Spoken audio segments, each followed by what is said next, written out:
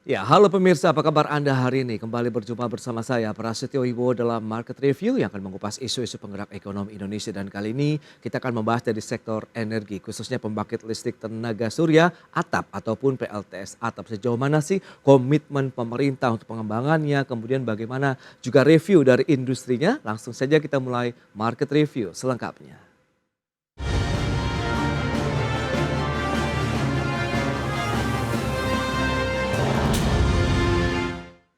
Ya, pemerintah hingga kini terus melakukan penyempurnaan aturan dan kebijakan di industri pembangkit listrik tenaga surya atau PLTS ATAP. Dan terbaru, PT PLN Persero bersama dengan Kementerian SDM telah menyepakati besaran kuota PLTS ATAP 3,375 gigawatt pada periode tahun 2024 ini sampai dengan 2025 mendatang. Pemerintah dalam hal ini Kementerian Energi dan Sumber Daya Mineral hingga kini telah melakukan sejumlah perbaikan peraturan di subsektor ketenagalistrikan yaitu pembangkit listrik tenaga surya atau PLTS ATAP yang bertujuan meningkatkan efisiensi dan transparansi. Sehingga diharapkan dapat meningkatkan minat masyarakat dalam memasang PLTS ATAP. Terbaru PT PLN Persero bersama Kementerian SDM telah menyepakati besaran kuota PLTS ATAP sebesar 3,375 gigawatt pada periode tahun 2024 hingga 2025. Besaran kuota tersebut nantinya akan ditambah sampai dengan tahun 2028. Setelah kuota yang telah dialokasikan habis diutilisasi pada tahun 2025 mendatang. Kementerian SDM juga tengah mengevaluasi usulan kuota PLTS ATAP yang disampaikan PLN, di mana besaran kuota PLTS ATAP yang akan ditetapkan nantinya bergantung pada hasil evaluasi dari Ditjen Ketenagalistrikan dan Ditjen EBTKI Kementerian SDM. Dan kuota sistem ditargetkan bisa ditetapkan paling lambat akhir bulan Mei 2024. Sementara itu dari kuota sistem PLTS ATAP yang nantinya akan ditetapkan oleh Kementerian ESDM, PLN akan menetapkan kuota clustering untuk masing-masing unit pelaksana pelayanan pelanggan PLN. Kuota clustering ini akan dipublikasikan oleh PLN di media resmi, media sosial, dan aplikasi PLN Mobile. Dari Jakarta, Tim Liputan IDX Channel.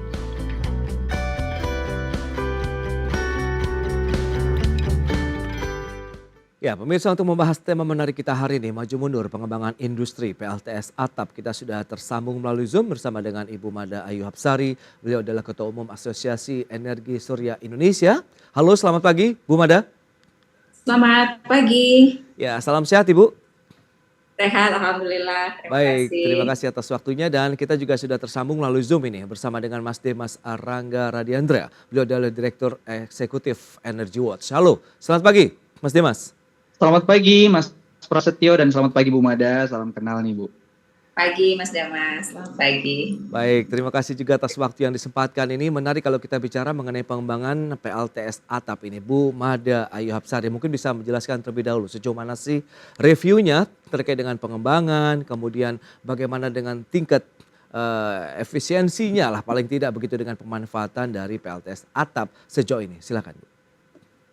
Ya, jadi kalau misalnya kita bicara tentang tingkat pengembangan ya memang mungkin seperti kita tahu ya bahwa belum kita bisa bilang maksimal lah ya untuk pengembangannya. Namun terlihat dari tren setiap tahun gitu bahwa interest masyarakat untuk melakukan pemasangan PLTS utamanya di PLTS ATAP ini semakin tinggi gitu. Kita bisa melihat dari animo masyarakat, adanya subscriber baru gitu ya, terutama juga tidak hanya di kalangan industrial, namun juga di residensial. Jadi kita tetap melihat bahwa PLTS ATAP ini merupakan salah satu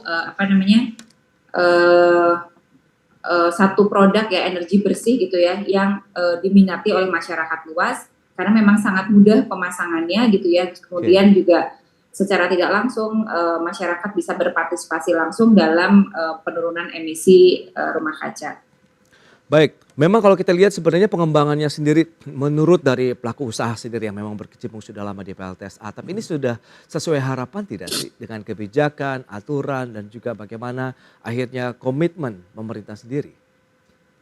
Bu Mada. Ya, mengenai harapan tentu saja pasti semua orang berharap baik ya. Namun dengan adanya regulasi yang terbaru ini kita melihat ada semacam kepercayaan lah ya bahwa PLTS ATAP ini akan serius dikembangkan di Indonesia gitu. Karena apa?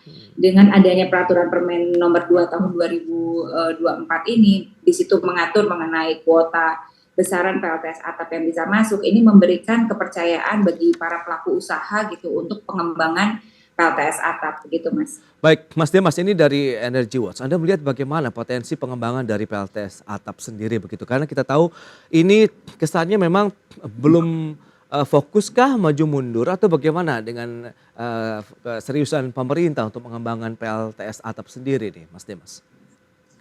Iya, memang Permen ESDM nomor 2 tahun 2024 ini merevisi Permen ESDM sebelumnya ya nomor 26 tahun 2021. Yang mana memang yang paling signifikan di sini adalah hilangnya skema ekspor dan impor. Yang menurut kami di Energy Watch ini sangatlah tepat ya, sangat strategis di mana melihat kondisi PLN yang saat ini oversupply dan juga dengan permen yang baru ini, dengan revisi yang baru, masyarakat ini bisa lebih mudah untuk memasang PLTS atap.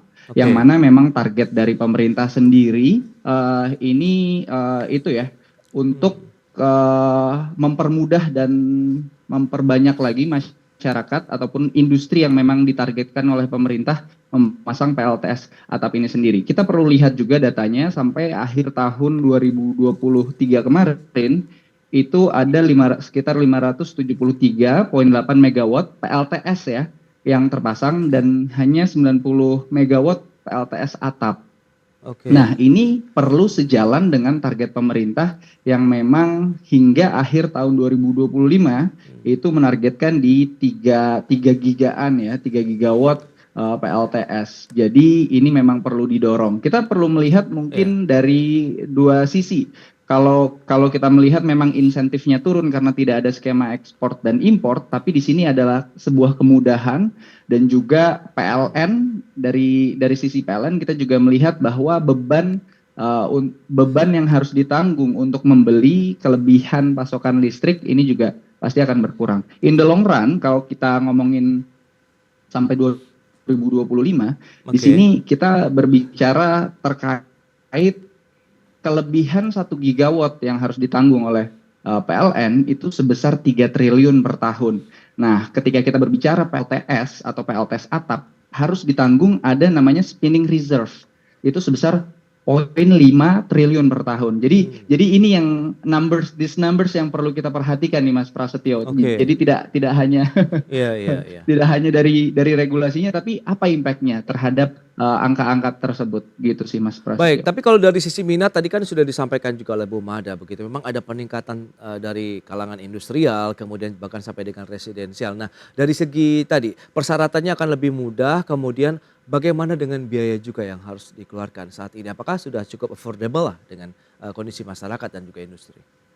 Iya, kecenderungannya memang biaya produksi dari solar panel ini pasti akan cenderung lebih murah ya dari tahun ke tahun. Itu juga yang menarik minat masyarakat, ditambah nanti ada kalau kita menargetkan masyarakat menengah ke atas, adanya kenaikan tarif dasar listrik untuk masyarakat menengah ke atas. Itu yang nanti akan menjadi sebuah insentif untuk masyarakat lebih berminat dalam memasang PLTS atap. Seperti itu Mas Prasetyo. Baik, dan menarik kita cermati juga PT PLN kita tahu dan juga Kementerian SDM infonya sudah ada kesepakatan terkait dengan kuota PLTS atap begitu ya 3,375 gigawatt nih tahun 2024 ini dan juga 2025 mendatang. Nah, kita akan lihat seperti apa prospeknya begitu. Kita akan bahas nanti di segmen berikutnya. Kita akan jeda sebentar Mas Dimas dan juga Bu Mada, dan pemirsa kami segera kembali.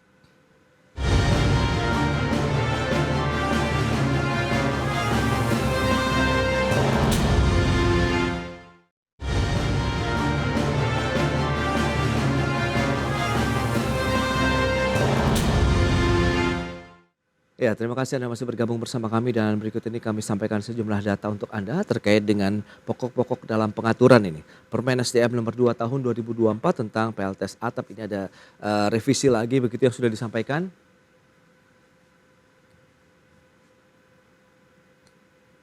Baik, kalau kita lihat cermati ini terkait dengan pokok-pokok pengaturan Permen SDM nomor 2 tahun 2024 tentang PLTS atap. Seperti yang bisa Anda saksikan, kapasitas pemasangan PLTS atap tidak dibatasi 100% dari daya terpasang PLN, tetapi berdasarkan kuota PLN. Nah, ini yang akan kita bahas nanti. Kemudian kuota kapasitas sistem PLTS atap dalam clustering tingkat PLN UP3 dipublikasikan nantinya oleh PLN melalui laman, aplikasi, media sosial resmi dan ditetapkan oleh Ditjen Ketenagalistrikan setiap 5 tahun sekali.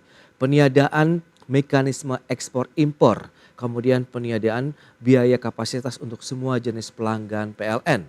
Berikutnya kita lihat untuk pengaturan penyertaan waktu permohonan pemasangan PLTS atap oleh pelanggan PLN dan pengajuan dilayani oleh PLN berdasarkan mekanisme first in, first serve.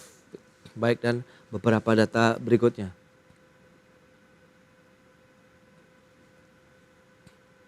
Oke, ini dia data selengkapnya bisa Anda saksikan di layar televisi Anda. Dan berikutnya terkait dengan realisasi pertumbuhan PLTS atap, ini data dari PT PLN tahun 2022 80 megawatt peak, kemudian 2023 141 megawatt peak, dan di tahun 2024 ini ada 149 megawatt peak per Januari 2024. Baik, kita akan lanjutkan kembali perbincangan bersama dengan Ibu Mada Ayu Apsari. Beliau adalah Ketua Umum Asosiasi Energi Surya Indonesia. Bu Mada, kita akan lanjutkan kembali. Nah, bagaimana dengan kesepakatan terkait dengan kuota PLTS atap begitu yang sudah disepakati PLN dan Kementerian SDM? Apakah ini menjadi sinyal positif begitu? Dan bagaimana kesiapan dari pelaku usaha sendiri untuk bisa menyerap tadi kuota yang sudah disepakati? Silakan. Ya Mas, jadi kalau melihat adanya revisi permen gitu ya yang terbaru ini merupakan sinyal positif bagi kami para pelaku usaha. Oke. Kenapa kami sampaikan ini sinyal yang positif? Karena di sini jauh lebih jelas berapa sih sebetulnya size yang dapat diterima grid saat ini, seperti itu.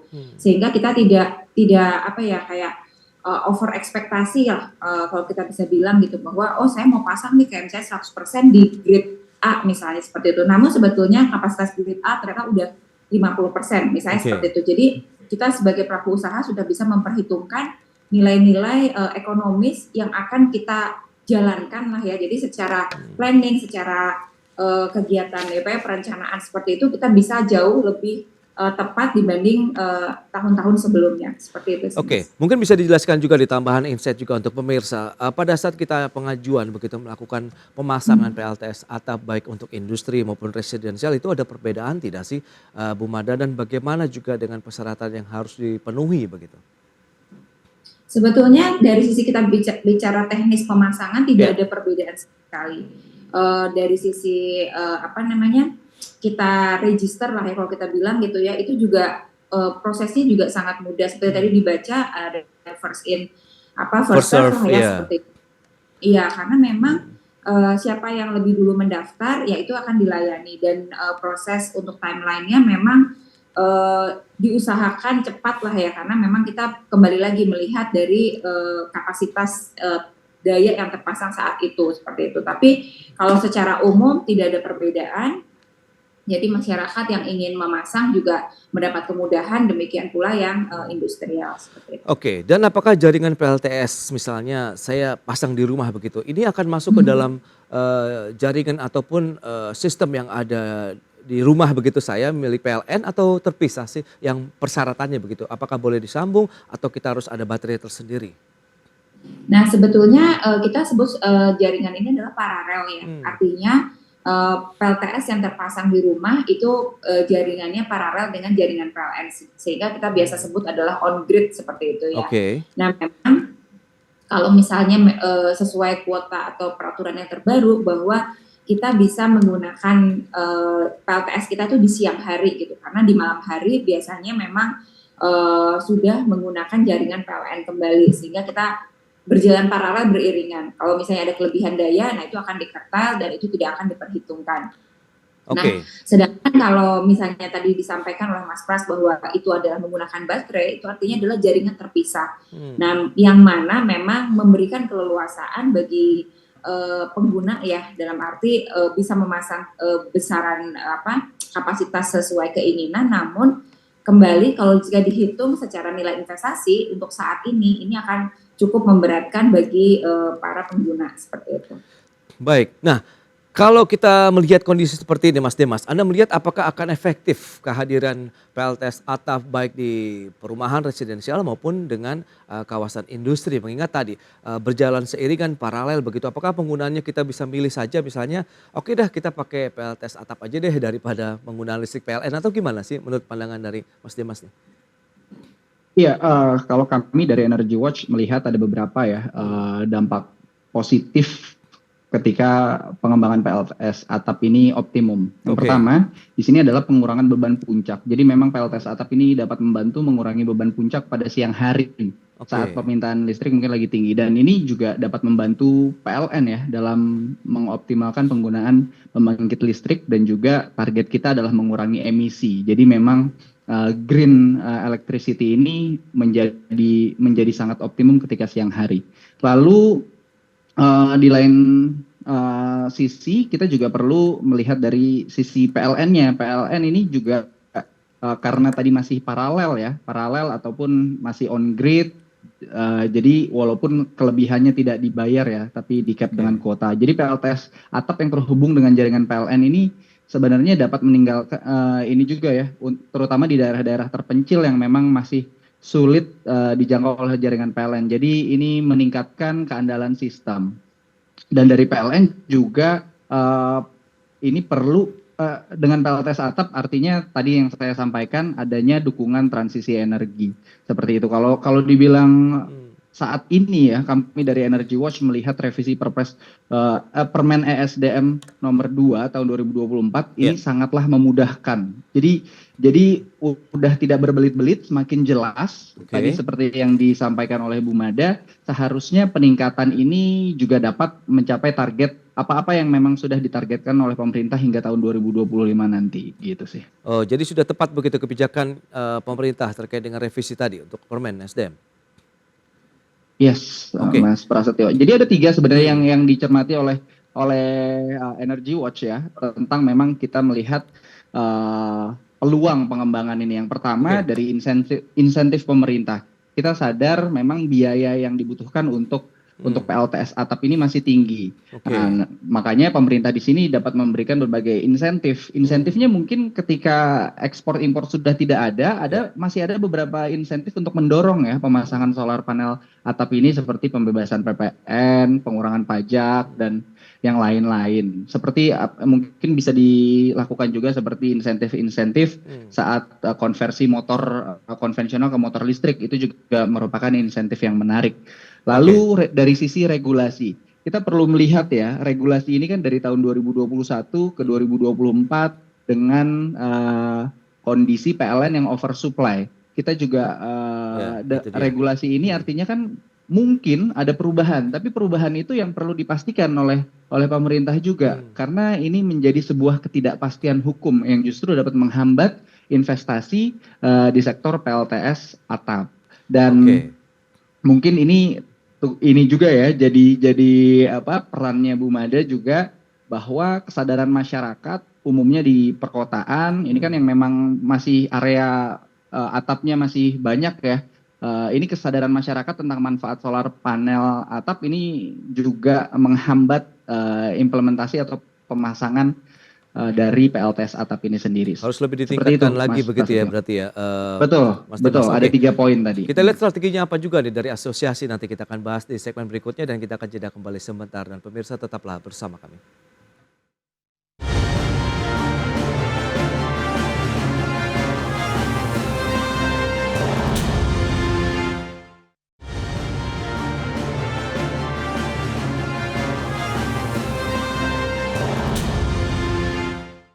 Baik, pemirsa, kita lanjutkan kembali perbincangan menarik ini, dan kali ini kita ke Bu Mada Ayu Hapsari, Ketua Umum Asosiasi Energi Surya Indonesia. Baik, Bu Mada, tadi juga sudah disinggung begitu ya oleh Mas Demas, memang ada kelebihan pasokan listrik juga begitu dengan semakin gencarnya upaya pembangunan energi listrik kita begitu yang dilakukan oleh pemerintah, baik EBT begitu yang terus dikembangkan. Nah, ini bagaimana nanti akhirnya buat pengembangan industri PLTS atap sendiri, akankah jadi tantangan tersendiri, Bu Mada? Ya, betul Mas Pras. Jadi kalau misalnya kita bilang bahwa saat ini adalah masih dalam kondisi over capacity, pastinya ada challenging lah ya. Namun kita bisa melihat karena dengan adanya permen baru ini kan tadi sudah kita bicarakan ya bahwa ini akan mempermudah sebetulnya. Jadi memang karena over capacity diaturlah di tempat-tempat mana yang kita boleh pasang. Kan sebetulnya seperti itu ya. Sehingga nanti kita yakin seiring berjalannya waktu pasti demand akan terus tumbuh. Nah, pada saat demand tumbuh ini juga akan memacu pengembangan PLTS atap di masyarakat untuk bisa mereka menggunakan dalam jumlah yang cukup besar seperti itu. Baik, nah kaitannya dengan kuota kapasitas sistem PLTS atap sendiri yang menggunakan sistem clustering begitu, bagaimana nanti mekanismenya? Apakah sudah cukup tersosialisasi dengan baik kepada asosiasi kah atau pelaku usaha atau bagaimana?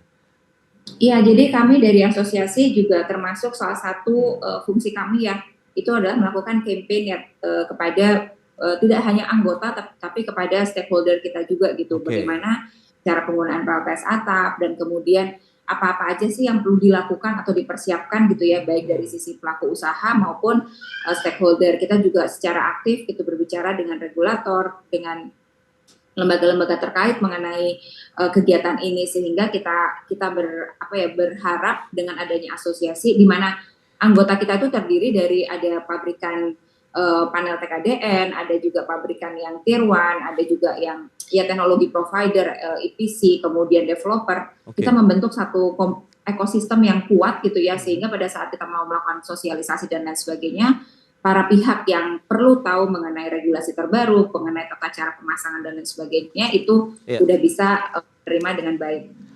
Baik, tadi data juga sudah disebutkan. Kalau kita lihat dari jumlah kebutuhan ataupun pertumbuhan PLTS atap sendiri kan naik ya. Dari 80 megawatt peak 141, kemudian di Januari aja sudah 149 megawatt peak begitu. Nah, Anda melihat bagaimana strategi dari sisi ekosistem, persaingan bisnisnya, bagaimana juga dengan sisi produksi barang-barangnya, dalam artian panel-panel surya yang ada saat ini, tentu apabila bisa memenuhikah kebutuhan yang Anda katakan tadi trennya sedang naik begitu Bu Mada? Ya, jadi seperti yang tadi saya sudah sampaikan, kita di asosiasi ingin membentuk satu ekosistem yang kuat gitu ya. Artinya jika ada kayak pekerjaan atau kegiatan nanti direncanakan ya dalam planning kami itu kita melakukan sosialisasi, katakanlah ada pekerjaan di project A misalnya seperti itulah. Kita akan mengundang ya para misalnya developer, EPC, teknologi provider untuk bisa nggak supply ini dan bagaimana timeline dan lain sebagainya, sehingga diharapkan semua pihak bisa mendapatkan pekerjaan gitu ya, walaupun kita nggak bisa bilang bahwa itu akan equal ya semuanya, tapi at least para pihak dengan sesuai kemampuan mereka masing-masing bisa ikut berpartisipasi dalam pembangunan proyek PLTS. Baik, nah Mas Demas, dengan kondisi seperti saat ini, perbaikan-perbaikan dan inovasi-inovasi yang terus dilakukan oleh pemerintah begitu maupun asosiasi sendiri, akankah ini membawa satu angin segar lagi buat pengembangan dari industri PLTS atap Indonesia ke depan? Iya, tentu kita melihat bagaimana ini juga merupakan salah satu program dekarbonisasi ya yang dilakukan oleh pemerintah. Kita melihat di sini PLN saat ini memiliki 5.200 titik pembangkit listrik tenaga diesel yang itu sangat bisa ya digeser dengan potensi PLTS dan juga khususnya PLTS atap. Nah, apa yang mau saya sampaikan dari Energy Watch di sini adalah memang perlunya ada kerjasama antara PLN dan juga pengembang PLTS atap. Jadi PLN perlu menjalin kerjasama yang baik, ya kan, untuk memastikan integrasi yang lancar nih antara PLTS atap dengan jaringan yang PLN, teknologi-teknologi terbaru yang memang dimiliki juga teknologi provider. Itu kembali lagi kita melihat bagaimana Indonesia telah menetapkan target di tahun 2030 untuk enhance national determined contribution ya, dan juga 2060 merupakan target net zero emission yang perlu sama-sama kita wujudkan gitu, Mas. Baik. Bu Mada, terakhir harapan dan juga bagaimana optimisme pelaku usaha khususnya dari asosiasi terkait dengan pengembangan dan juga mungkin angka produktivitas, penjualan, juga ekosistem dari PLTS atap Indonesia ke depan begitu. Ya, kalau kita bicara mengenai harapan dan optimisme gitu ya, kami saat ini dalam posisi kami sangat optimis gitu ya. Dengan melihat adanya kuota terbaru ini dan sebetulnya kan ini masih kayak tahap awal ya, sehingga kami sangat-sangat yakin di kedepannya itu nilai atau angka yang sekarang sudah ditetapkan akan meningkat. Dan jadi dari sisi asosiasi kita akan terus mendorong mengakselerasi target pencapaian PLTS, utamanya di sini kalau kita bisa PLTS atap, namun juga tidak hanya di sisi PLTS atap, kami dari sisi asosiasi juga mendorong pengembangan untuk ground mounted dan juga PLTS floating gitu ya, sehingga kalau kita bicara mengenai bauran energi yang berasal dari PLTS itu akan lebih cepat tercapai seperti itu Mas. Oke, berarti memang masih ada ceruk pasar yang masih bisa digarap terkait dengan kebutuhan energi baru terbarukan begitu ya dari pemerintah di masa transisi ini. Baik, Bu Mada, terima kasih banyak atas waktu dan sharing yang sudah Anda sampaikan. Maju terus juga Bu untuk pengembangan PLTS atap Indonesia ke depan, dan Mas Dimas terima kasih juga atas sharing yang sudah Anda sampaikan dan selamat melanjutkan aktivitas Anda kembali. Salam sehat, terima kasih. Salam sehat, terima kasih. Terima kasih semua. banyak Mas Pras, Bu Mada. Pemirsa Terima dan kasih. beranjak dari tempat Anda, kami masih akan kembali dengan tema menarik lainnya terkait dengan strategi mendorong peran UMKM, wujudkan Indonesia Emas tahun 2045.